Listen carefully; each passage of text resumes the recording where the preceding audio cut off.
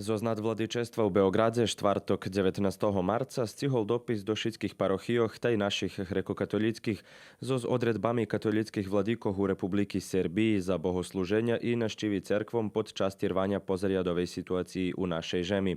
Dopis podpisali veli katolícky vladikove u Republiky Srbiji na čole so s nadvladikom beogradským mitropolitom Stanislavom Hočevarom. Prinošíme sledujúci odredby, ktorí stúpajú na moc na teritórii šítskych našich nadvladičestov i vladičestov počínajúci od 19. marca na 12 hodín.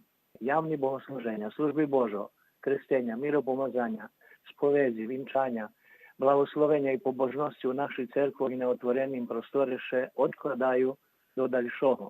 Jediný výnimok tohovania, ktorý treba pokončiť na jednostavný i co kratší spôsob u prisutnosti najbližšej familii. U Novosadskej parochii u sotrudníctve so Ruským kultúrnym centrom organizovaná pomoc mladých volontéroch za starších hraždanoch, ktorí nemôžu výjsť zo svojich obíscoch. Za pomoc še treba javiť na telefon 064 390 3240.